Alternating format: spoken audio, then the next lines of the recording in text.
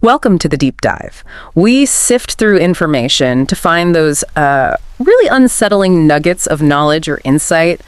Today, we're moving beyond just data. We're looking at some genuinely chilling real-life accounts. Indeed. We've got 3 stories lined up. Each one really highlights how disturbing things can happen where you least expect them.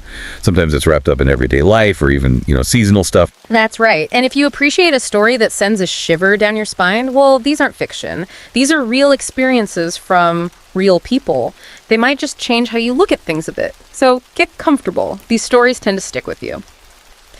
Okay, so let's start with an account from Nancy. She's a behavioral therapist, about 5 years experience. She thought she'd seen pretty much everything until she took on this new client, a 15-year-old named Peter. Peter's father, Tom, he always came with Peter to the sessions. Seemed like he actually preferred staying in the room, which is, well, a bit unusual. Tom thought Peter might be on the autism spectrum, maybe a social disorder. Peter didn't really have friends, struggled with socializing. Nancy noticed, though, that Peter talked more, opened up more, when his dad wasn't actually in the room. He revealed that his parents fought almost every single night, like for as long as he could remember. Peter was an only child, too. No siblings, no cousins. A very small family unit. Now, Nancy, she describes herself as a huge fan of fall, like anything pumpkin-flavored. Pumpkin beers, pies, lattes. She loves it all. She mentioned this obsession to Peter during one session, just chatting about the crisp fall weather they were having. Okay, so just hours later, it's past 9 p.m. Nancy's already winding down, getting ready for bed. Suddenly, there's this loud knock on her front door. Really loud. She never gets visitors that late, so she felt, nervous. She looked through the window, couldn't see anyone. But when she opened the door, there on her stoop was a mini pumpkin and some pumpkin-flavored coffee creamer. And her mind immediately went back to that conversation with Peter. She suspected a connection right away. So the next day, Nancy tried calling Tom, but he didn't pick up. So she texted him instead, sent a picture of the pumpkin and the creamer. She told him, look, I'm not comfortable with being followed home by a client.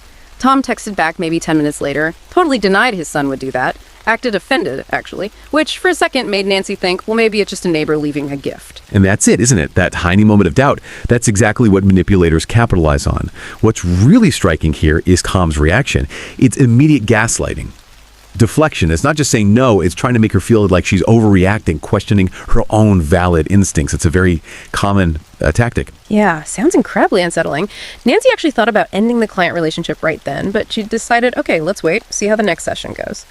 So the following Monday, Peter and Tom show up like normal. Peter seemed fine, actually seemed kind of happy even, which made Nancy wonder, maybe he had a crush on her. Maybe she was the only woman who really spoke to him with respect. So during that session, Nancy decided to bring it up, but subtly.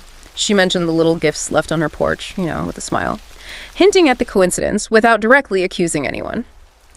She saw Tom over in the corner getting visibly annoyed that she even mentioned it. Peter, meanwhile, acted totally shocked and said, wow, what a huge coincidence. Nancy knew then, if anything else happened, she absolutely had to terminate. No question, sure enough. 2 nights later, again past 9 p.m., Nancy's watching a movie. Here's another knock. Her heart just sank. She kind of knew what was coming. Checked the window again, nobody there. Opened the door slowly, and yep, more pumpkin stuff. This time a whole pumpkin pie, pumpkin Cheerios, and pumpkin Oreos, just sitting there. It was just after 9 p.m. by now. She grabbed her phone, took another picture of everything, sent it to Tom.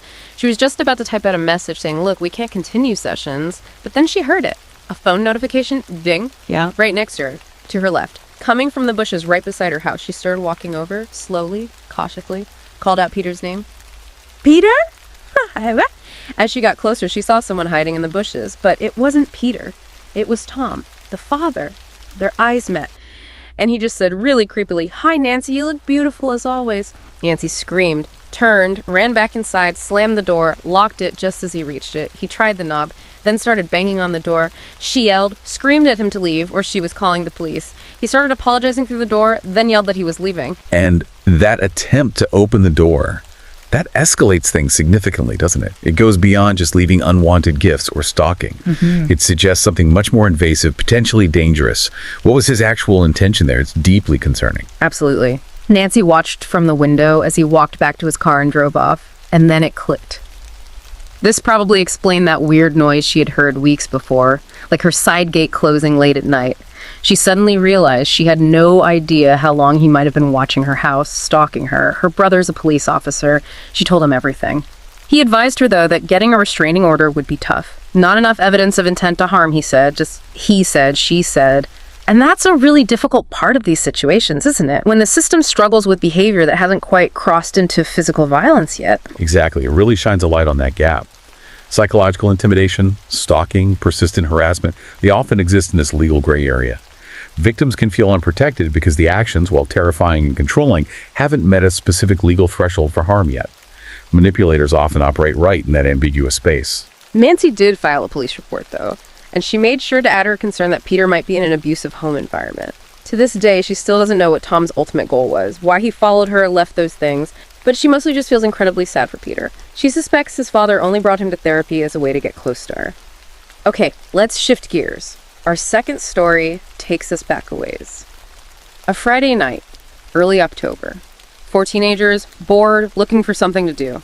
The narrator, Jose, Brian, and Tanya. It was a nice fall evening, cool but pleasant, maybe low 60s, nice breeze, perfect for being outside. But their town was, pretty boring, not much happening. So they decided to bike up this road, Miller's Road, to an old abandoned pumpkin farm. Farmer John's pumpkin patch, it was called. It used to be a real working farm, crops on one side, woods on the other. And there was this old abandoned house where the owner used to live. The bike ride itself was maybe 20 minutes, super quiet road, just cornfields all around, felt pretty remote. When they got there, they just leaned their bikes against the side of the old house and started looking around the pumpkin patch, which was all overgrown. Yeah, there's definitely something about abandoned places, isn't there? Especially at night. It pulls on our curiosity about the past, but also triggers that sense of apprehension, what might still be lurking there. The atmosphere itself becomes unsettling. Getting into the house wasn't hard. The front door was basically already off its hinges. They just had to kind of push it open. Once inside, though, the mood shifted. It got genuinely unnerving, even for 4 teenagers actively looking for a thrill. They were only inside for about 5 minutes when they started hearing it. Thumps, coming from upstairs. Periodic thuds. The narrator and Jose decided, okay, let's go check it out. Tanya was too scared, so she stayed downstairs with Brian. Upstairs, the thumping sound was way louder, definitely coming from a room down the hall, in the corner. Their flashlights cut through the darkness, showing doorways leading off the hall. Old bedrooms, probably, and their footsteps sounded so loud on those creaky old floorboards.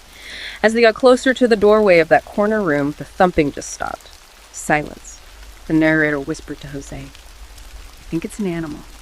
Jose just shushed them. The narrator pointed their flashlight into the room, started scanning from left to right, and then the light landed on him, a male figure, standing in the far corner facing the wall. And it looked like there was blood on the wall right in front of him, like he'd been banging his head against it. That must have been the thumping. Both the narrator and Jose just recoiled, jumped back instantly. They turned and ran. As they were scrambling down the stairs, this absolutely horrifying scream erupted from that room they'd just looked into, gut-wrenching. That set all 4 of them screaming as they bolted out of the house, fumbling for their bikes. As they were getting on their bikes, they could hear heavy stomping coming down the stories inside the house. The screaming just got louder, more intense. They pedaled like crazy, didn't look back once, just pure panic until they got all the way back to the narrator's house. Apparently, the screaming stopped before whoever or whatever it was came out of the house. The narrator still has absolutely no clue what they saw in there that night. Wow. That scenario really taps into the fear of the unknown, doesn't it? It's the ambiguity. What was that figure? What was happening? The mind races to fill in the blanks, usually with something terrifying. And just how quickly it flipped from a spooky adventure to a desperate escape fueled by that scream. That's incredibly visceral. It really is. That switch from curiosity to just raw fear, especially when you think back to being a teenager. All right, for our last story tonight, we're going to a mountain resort. A place that used to be very family-friendly, but it holds this really disturbing memory for the person telling the story. This happened back in the fall. It was their second time visiting the resort to see the autumn leaves change color. The narrator was only about 6 years old at the time. They were there with their older brother, Corey, who was maybe 10, and a little brother who was only about 4.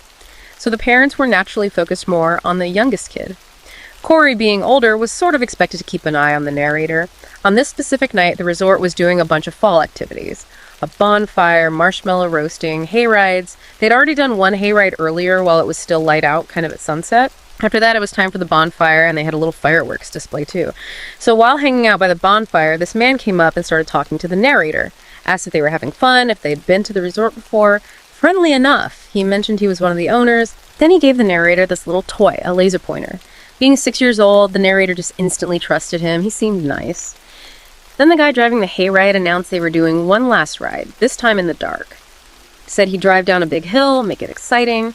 Corey thought that sounded cool and ran off to find some friends he'd made to see if they wanted to go too. The narrator stayed by the bonfire with their parents. After a bit, they went and asked their mom where Corey was. Mom said, "Oh, he's on the hayride. Hurry up. Go get on before it leaves." So the narrator ran over and got in the short line, maybe 5 people waiting. But when they climbed onto the hayride wagon, which already had like 15 or 20 people on it, they couldn't see Corey anywhere. Just as the truck pulling the hayride started to move, that same man from the bonfire climbed in. There was a woman right behind him. They came and sat right down next to the narrator. The man looked over, saw the narrator was alone, and asked, "Where's your family?" The narrator just kind of shrugged. The woman, who the man introduced as his wife, sat down next to him and just smiled at the narrator. He asked if the narrator still had the laser pointer, and the narrator showed it to him. The couple basically talked to the narrator the entire ride. Friendly chat. Then, as they got to that big hill, the exciting part, the man grabbed the narrator under the arms and lifted them up a bit. Made the narrator laugh, like putting your hands up on a roller coaster. And right there, that's textbook grooming behavior starting. It seems so innocent on the surface. Isolate the child, build trust with a gift, friendly talk, even physical interaction like lifting them up, that seems fun. Introducing the wife adds another layer of legitimacy, making it all seem normal, especially in a public setting. It's all very calculated to lower defenses. Yeah, it's chilling in hindsight. So after the hayride finished, they got back to the bonfire area. The man asked the narrator, "Have you been to the resort's arcade yet?" The narrator shook their head no. So the man leaned in and said he had the key to a lot of the games and asked if the narrator wanted it. Of course, a 6-year-old is going to say yes to that. The man said, "Okay, I just have to go get it. We'll go to the arcade together. It'll be all yours." So people started getting off the hayride wagon. The man and the woman got off with the narrator. They walked alongside, and the woman took the narrator's hand. She kept calling them sweetie over and over again. The man said the arcade wasn't far. They started walking away from the bright bonfire area, down a darker pathway leading towards the cabins and the main resort buildings. Suddenly, they heard Corey's voice call the narrator's name from behind them. The narrator turned around, saw Corey standing there looking at them. The narrator just yelled back, "We're going to the arcade!" The man and woman glanced back at Corey but didn't say anything. Corey didn't say anything else either, didn't follow, just stood there. As they walked further away from the bonfire, deeper into the darker area, the woman's grip on the narrator's hand got tighter, and they started walking faster. Something felt wrong now. Her grip was actually starting to hurt. The narrator also realized they weren't heading towards the clubhouse where the arcade likely was. They were heading towards the parking lot. The narrator asked, "Where are we going?" The man just said, "We're getting the key to the arcade games next." Still acting casual. The very next thing the narrator remembers clearly is hearing their mom's voice. Screaming, panic-stricken, yelling, "Let go of him! Let go of my son!" She was running towards them, absolutely hysterical. Thank goodness for that mother's intuition. Her quick reaction, seeing them walking away like that, it was absolutely critical. It really drives home how important parental vigilance is, especially in places like resorts. Crowded, unfamiliar, even seemingly safe environments can hide dangers. Her intervention stopped something terrible. Definitely. The second the couple heard the mom screaming and saw her running, they immediately let go of the narrator and stepped back. The woman tried to make some flimsy excuse like, "Oh, we were just taking him to the front desk." But the mom wasn't having it. She was yelling, cursing at them. The couple just turned and walked away very quickly into the darkness towards the parking lot, got in a car, and drove off. The narrator remembers wishing their dad had been there too to physically stop them or something. And the worst part for the narrator looking back is just that they drove away, gone, free to potentially try that with another child somewhere else.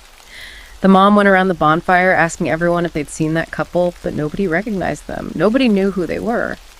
She reported it immediately to the resort management and called the police. But the couple had vanished. There wasn't much anyone could do. Even all these years later, the narrator says the thought of being almost kidnapped like that by this creepy couple when they were just 6 or 7, it's still stomach-turning. So, 3 very different stories, but they all kind of hit that same nerve, don't they? Taking place in settings that feel normal, even festive, like fall or a resort, but ending with this violation of safety and trust, that's where the real horror often lies. Absolutely. Yeah. They really underscore how easily vulnerability can be targeted and how vital it is to trust your gut instincts. Whether it's that uneasy feeling about a client's parent, like Nancy had, or hearing a strange noise in an abandoned place, or noticing a stranger being maybe too friendly with a child, the patterns are often there, sometimes subtly at first, before things escalate. Recognizing those early signs is so important. So what's the takeaway here for you listening? Maybe it's just that reminder to stay aware. Aware of your surroundings, aware of those little gut feelings, trust that unease, and always prioritize safety, yours and the people you care about. Because sometimes the things we should really be afraid of aren't monsters in stories. They're right there, hiding in plain sight. We hope these accounts gave you something to think about, maybe something unsettling to chew on. If you found this deep dive into these disturbing stories compelling, please do like this video, share it, and subscribe to our channel, Horror Docs. We'll have more chilling tales for you. Until next time, stay safe out there and stay curious.